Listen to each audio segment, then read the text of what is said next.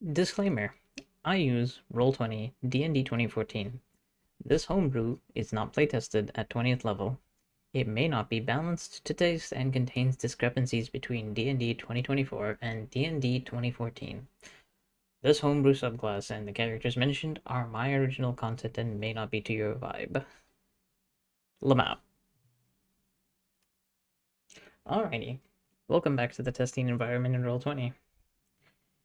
I forgot to make a character sheet to showcase this Warlock subclass that I wrote, and I forgot to steal one from one of my players. So, we won't be doing any role demonstrations, and I don't have an example character. But, thankfully for this subclass in specific, I don't actually need one, because it's mostly describing what's going on. So let me get some music on. Warlock the Pantomime is really intended for Warlocks with the entertainer background. Because the effects are kind of fantastical, and they're supposed to bolster your background as an entertainer, for you to play off of it, so to say. The big example for Pantomime is, imagine the primordial body of the universe known as Chaos decides that they get bored being the primordial body of the universe, and makes themselves a little body to go around doing magic shows, because why not? Bam, Chaos. And he, being almost infinitesimally powerful, decides, you know what, I can also bestow this power onto people, so that they can do entertaining things as well. Enter Pantomime Warlocks. So, before we get into the subclass features, the Warlock spells that you gain for this subclass is Charm Person, Comprehend Languages, Enthrall, Misty Step, Antagonize, Fly, Sickening Radiance, Hallucinatory Terrain, Mislead, and a custom spell that I developed, Manic Infatuation. All of these spells, with the first subclass feature, are supposed to work with each other to really enhance your stage plays, or theater plays, or any entertainment that you're performing in, as well as assist you in any battle that you find yourself in. So let's talk about the first subclass feature called Setting the Stage. At first level, spells you cast that create visual effects may be cast with their damage reduced to 0, severe adverse effects removed, for the purposes of show business. If done this way, they do not consume a spell slot. To describe this, I have up on here Sickening Radiance. And basically, say you're in the middle of a performance, and you really need a, for lack of a better word, custom effect going off to make things pop. You could cast Sickening Radiance if you're at level, without consuming your spell slot, by basically stating that you're going to remove the damage, remove the level of exhaustion, and just cast it to get the Sickening Radiance light. The greenish dim light would spread around in the 30-foot radius, and only produce that effect instead. And the same goes for Hallucinatory Terrain. You just remove any negative effects, just to help with your, whole shtick of being an entertainer. The next subclass effect is one of the much more useful ones, Expressionism. Basically, your patron will give you the ability to add or subtract your charisma modifier to any roll, equal to a number of times of your proficiency per long rest, so up to 6 times, with the obvious exclusions of critical failures and critical successes. You wouldn't be able to add, say, if you have 18 in charisma, you wouldn't be able to add a 4 to a 1 to make it a not crit fail, or subtract 4 from a 20 to make it a 16. But other than that, every single other roll would be something you could do. moving on, we get to the first really special effect of the subclass. I have dubbed it as melodrama. And this is when you really start to affect the state of the world via your patron. Once per long rest, you can designate a hero, heroine, villain, and jester, and they get special effects. The hero is able to reroll one of their critical failures. The heroine may add their strongest modifier to one of the hero's rolls if they're within 10 feet of her. Now I say her, but that's because when I was writing the subclass, I was writing it with the intent of bestowing it onto a female character. Technically, this doesn't have any locks. You could actually designate any person to be any creature to be any role here. The only acceptance being that you can't designate a creature to be 2 roles. So you can't mark someone as the hero and heroine. And there's no other general restrictions. The villain effect is that whenever the hero attacks, whenever the villain attacks the hero, they will have disadvantage on their first attack. You know, really going with the melodrama thematics. And the jester will fall prone after 40 feet of movement. You know, because jesters are always doing funny little things. But I actually thought about it a bit, and it could technically be a kind of tactical. So one of the things is being prone makes you immune, well, not immune, gives you disadvantage, or not gives you disadvantage, but makes range attacks have disadvantage against you. So technically, if you were to share this information character to character with somebody who you want to mark as the jester, you could do some interesting things. Especially if an enemy's not expecting you to fall prone, you could technically tell the DM to account for that. But it can also just be a funny moment. You don't technically need to grant anyone the jester. But say somebody is being a little difficult with you, you can just make them the jester, and then in the middle of town, they're walking over to their next NPC encounter, and they just slip and fall in front of them. Good times, right? But let us go into the testing environment, because I have to make use of it a little bit at least. Boop, boop, boop. We will drag Reggie onto the field from a previous video, and AVL onto the field from a previous video, just for the purposes of testing. Let's say we're in the middle of a fight, and we'll pretend for a second that AVL is a Pantomime Warlock.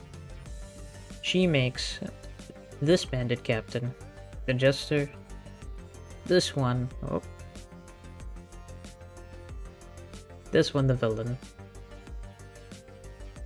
She makes her Reggie the hero, and let's make her the heroine.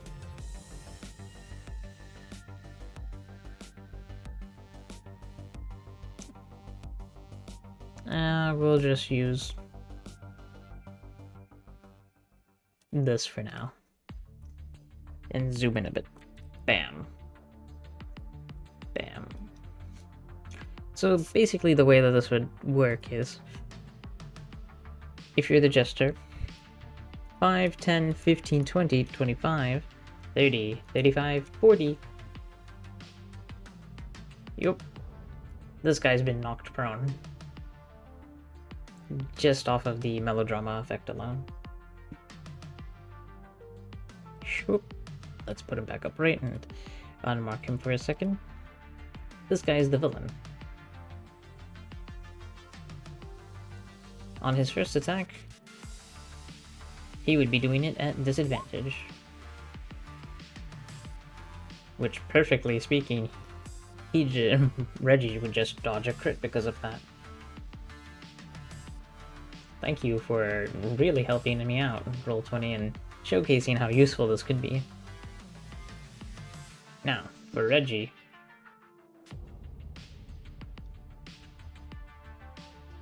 the core effect for him would look something like... Did the game help me out? No. Can I adjust this real quick? I don't think I can adjust the crit fail range, but pretend that this rolled a 1. That would look like, hey, you rolled a 1, but you're the hero. You get your freebie. And it would swap over into being a reroll, so if that were a 1, bam, you'd reroll again. Hopefully not another 1. But let's pretend as well that 28 somehow failed to hit. We go over here, take a look at AVL. Her highest stat is a 5 in dexterity and a 5 in charisma. So it would be per choice, but she'd go, hey, I really need that attack to hit. She would add it in here and it would become a 33. Savvy? But that would be melodrama. Moving on, we have Fame Comes with Danger, and this is the defensive one for the subclass. From what I looked at, Warlocks usually get the defensive one at 6th level. I think very rarely it's an offensive one. So Fame Comes with Danger. Your patron steals your nerves and shields your mind from the harassment that comes with fame. And you gain the following permanent effects. Resistance to psychic damage. And you have adventure. You have advantage when making saving rolls intended to intimidate or fear you, if there's a creature within 5 feet of the one making the intimidation check or fear check, or within 5 feet of you. Additionally, you no longer make ranged attacks at disadvantage when targets are within 5 feet of you.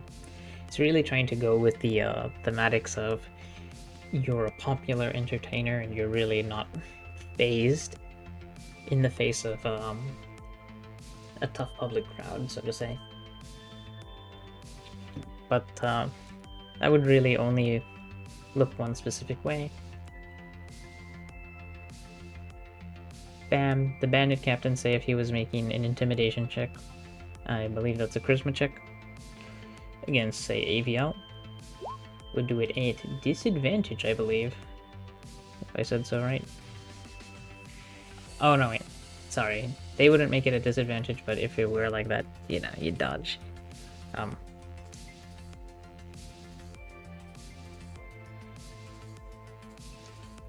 God, I'm struggling to remember what's check you make for if something's intending to fear you or intimidate you. I think it's a charisma saving throw.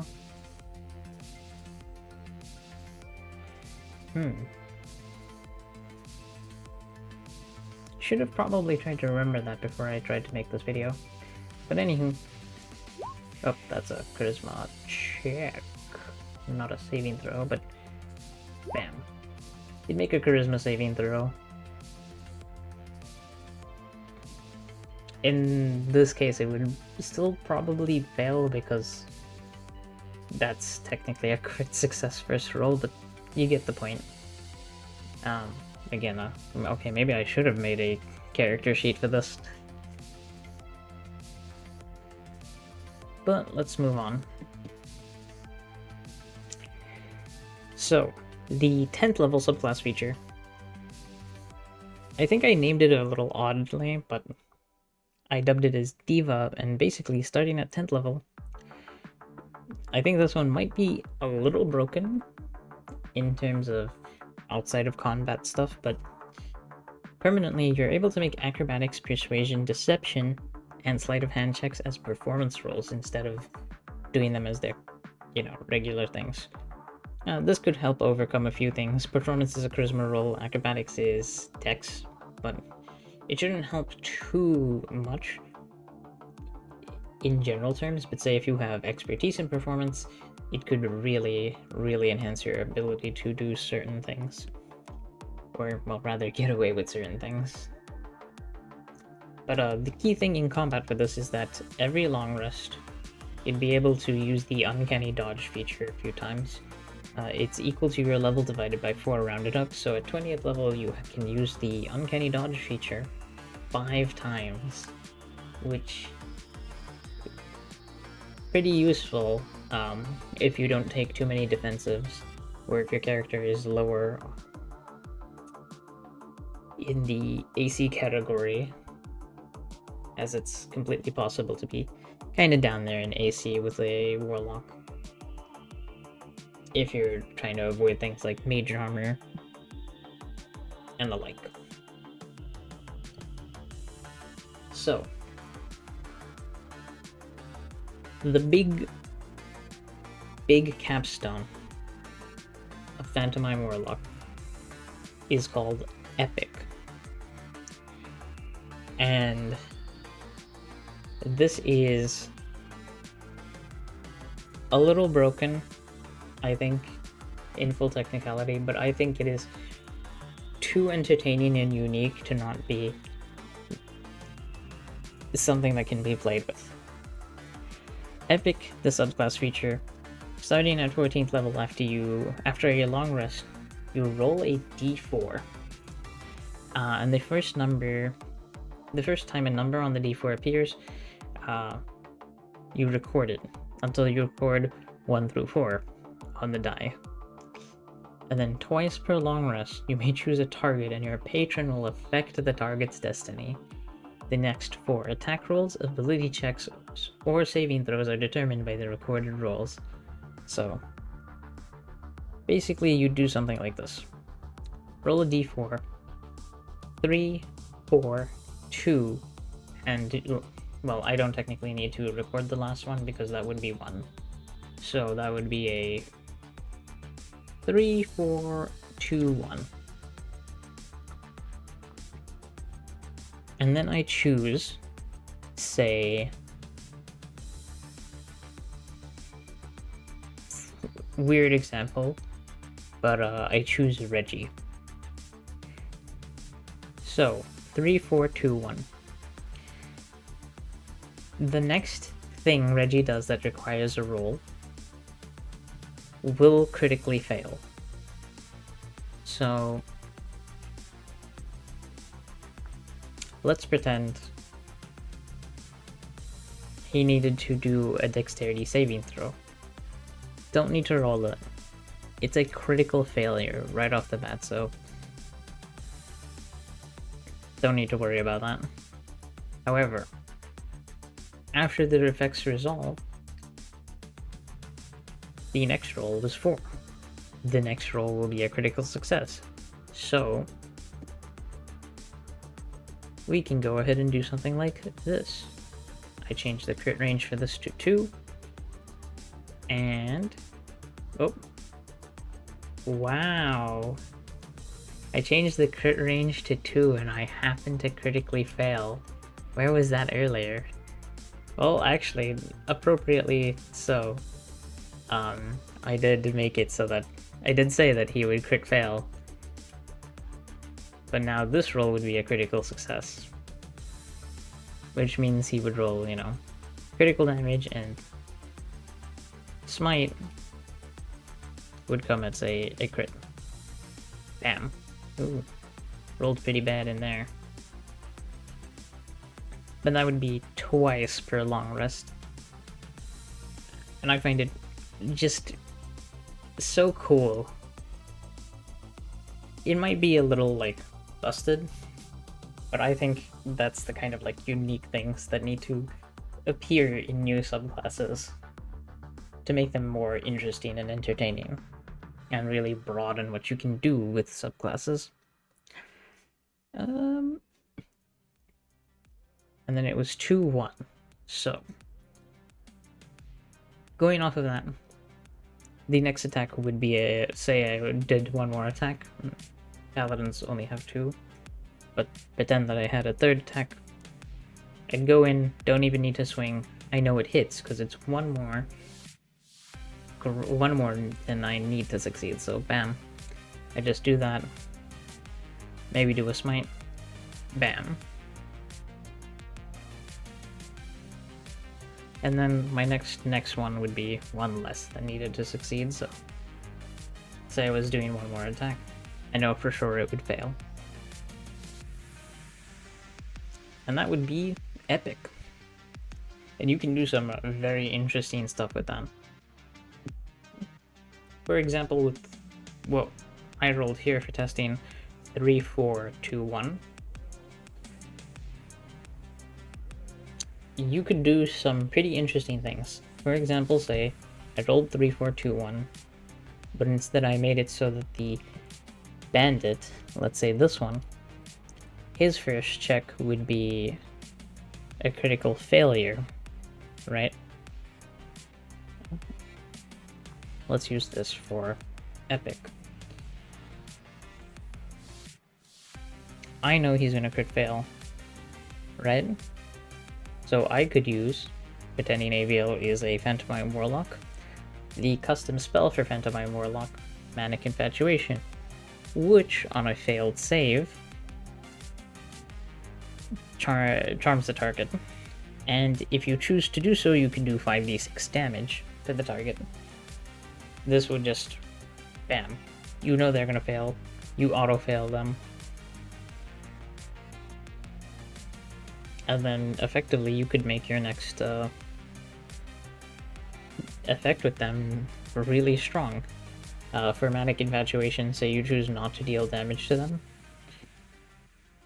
One of the things you could do then is say, hey, this guy, he's gonna attack his friend, and he's gonna automatically crit on him, because the next attack is a critical success guaranteed. So, very interesting things you can actually do here. It's a very roll with it kind of class. Take control of the field, but also make things very entertaining. Because you could use epic in conjunction with melodrama.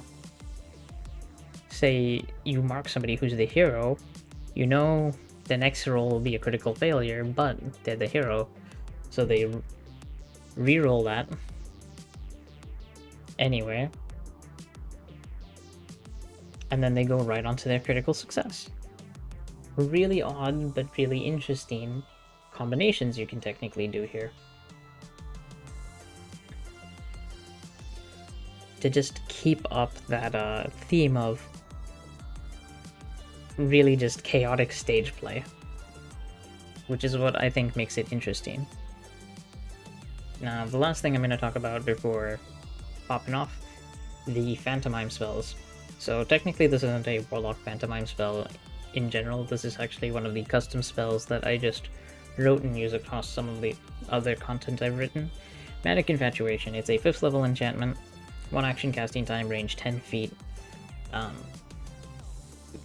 VSM components, you need a scarf or a pleating, or a piece of clothing of the caster. It's a concentration up to 1 minute. Basically, you'd use your clothing to try to charm the creature that you're targeting with it on a... So you make the saving throw, the creature makes the saving throw with advantage. If they are charmed anyway, they automatically save the throw, right? Now, it's important to note out that they make the throw with advantage because it's a very strong spell, right? On a successful save, they take 2d6 psychic damage, and they can auto-fail the roll